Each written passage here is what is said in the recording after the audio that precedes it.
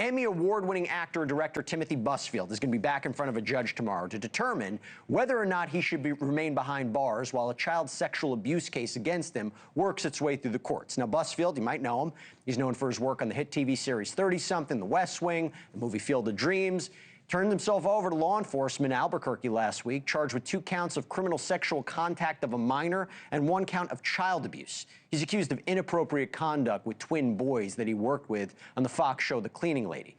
Now, officials, they launched an initial investigation into Busfield's apparent behavior with the boys back in November of 2024, because that is when a hospital reported concerns of possible grooming, claiming that the boys referred to Busfield, who was a producer and director of the show, as Uncle Tim, and said he gave them unwanted tickles. Now, this is a key part. Neither boy apparently mentioned any sexual contact at that time. So that was the end of it. That is until October 2025. What happened? That's when the boy's mother filed a report with CPS after one of the boys claimed that Busfield did, in fact, touch his privates over his clothes when he was 7 or 8, and that he didn't speak up because he didn't want to get in trouble. And according to the 13-page arrest warrant, therapist records also show that this boy was diagnosed with PTSD and anxiety. He suffered from nightmares related to the alleged abuse. But here's the other side.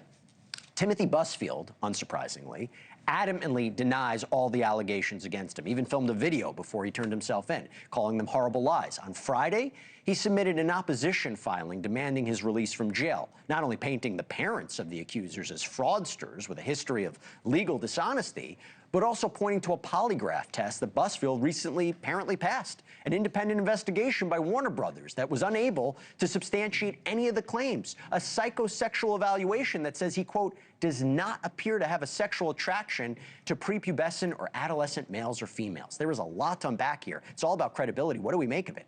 My next guest, just the man for the job, Chris Hansen, made a name for himself with his work on Dateline's cultural phenomenon To Catch a Predator. He hasn't slowed down not one bit. His mission continues on Takedown with Chris Hansen, which streams on True Blue. Take a look if you haven't seen it. I'm happy to meet you. Yeah, sit down. Hug? I'm scared to hug you. Come here. I want to hug right now. Don't be scared. I'm scared to hug you. Why? I want to talk to you first. Show me the house. Can you get me a slice of pizza? Yeah.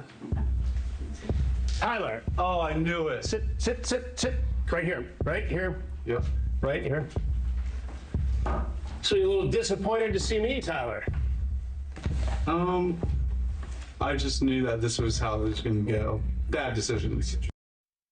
Yeah, bad decision. Still showed up. Chris Hansen, good to see you. Nice to see you. Thanks for having me on the premiere. It's my pleasure. My pleasure. I'm so happy. And I'll tell everybody a little story about it. Thank you very much. Tell everybody a little story about how we met. But anyway, this is what's confusing to me about this, okay?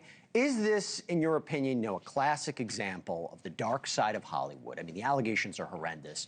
There's also these weird aspects where you wonder, what's going on here? Is this a credibility issue? Well, there is a credibility issue, but when you look at Timothy Busfield's past, right, there was a case in 1994 where there was a civil lawsuit filed on behalf of a 17-year-old working on the movie set where he was shooting Little Big Leagues, right, in Minneapolis.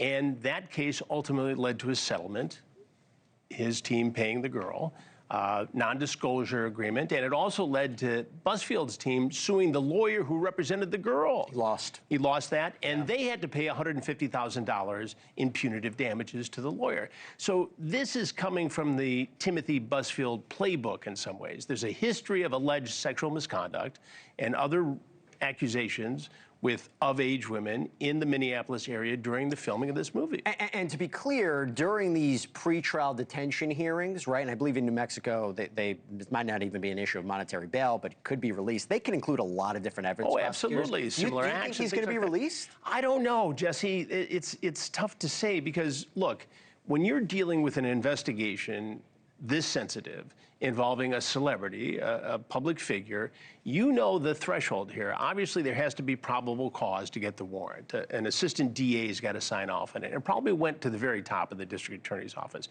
So there's got to be some evidence there that at least the district attorney's office feels is, important and can be taken to trial at some point. But it is, a lot of it's based on the accounts of these two boys. But there was also backing of their interviews with, let's say, a therapist. I understand that. But an independent investigation by Warner Brothers, a law firm that was hired, found no corroborating evidence. Apparently, he took a polygraph. You talk about this psychosexual evaluation. You have covered thousands of these cases. Does anything give you pause? Well, I think, you know, if you look at the timing of this, obviously he has known at least since November that this investigation existed. There was an interview where he was on the phone claiming that, you know, maybe there was tickling, maybe there was some things that happened. It wasn't sexual horseplaying. Yeah. But my question is, if you've been in the business that long, why are you alone with two boys, right? Why does that even happen? You know, you've got to know that questions can be raised if you're alone with a child that's not your child. So why not be more careful going into it? Maybe I'm reading too much into it. I don't know, but I'm suspicious of the circumstances surrounding what happened. Again, if in fact these allegations are true, it would be out of his pattern of the past accusations of sexual misconduct. So that's what raises some red flags to me. And if these accusations are true, like you said, it reads like a playbook. Somebody in power is able to exert that over young individuals. Right. He's had 2,000 miles in several days to start planning with his lawyers to take the polygraph where he claims there was no sexual contact, to take this psychosexual evaluation, and to get these 75 letters from people who support him. Well, let me ask you this. Melissa Gilbert, his wife, Little House on the Prairie, she could have easily said, no comment, it's a private time. She issued a statement. Tim has the strongest moral compass of any human I have ever known. He has dedicated his spiritual self to always being of service to others. I believe this was submitted to the court in support of him being released. That's different. It is different. And obviously she's standing by her man in this case. And other friends and people in the industry are doing the same thing. It's not unusual for somebody to portray themselves one way in front of their friends and family and to have an alter identity where they act out like this. I've seen this. You look at the guy in the sting operation. You just saw Tyler. He goes to work every day, or did, as a government contractor outside of Baltimore, Maryland, and nobody had an inkling that he was capable of coming over to see a teenage girl in a sting operation. I think tomorrow's very important. I think it's very important to see what ultimately happens, what the court listens to. Before I let you go, okay, first of all, it's such a pleasure to have you on my inaugural show. It's a pleasure. But I got to tell everybody how we met. So Absolutely. It was 10 years ago, right? 10 years. 2016 challenge. Right. Everybody's doing 2016. Yeah, exactly. You and I worked together on a show in 2016 out in New York City. We're filming out in New York City. We're at a lunch break. You have sunglasses on. You look like the coolest guy I've ever seen. Woman walks by and she goes, "Oh, hey, Chris Hansen. I want to be on your show." Without missing a beat, you're looking off in the distance. You go, "Yeah, you don't want to. You don't want to be on my show. You don't want to be on the show." I died. I thought that was the funniest thing and full circle moment. You're now with me it's here. great to be here. It's a pleasure, and congratulations on the new show. I know you're going to kill it. Awesome. Thank you very much, and congratulations to you. Thank you for watching. Subscribe below and download our NewsNation app right now on your phone, and you will get fact-based, unbiased news for all Americans.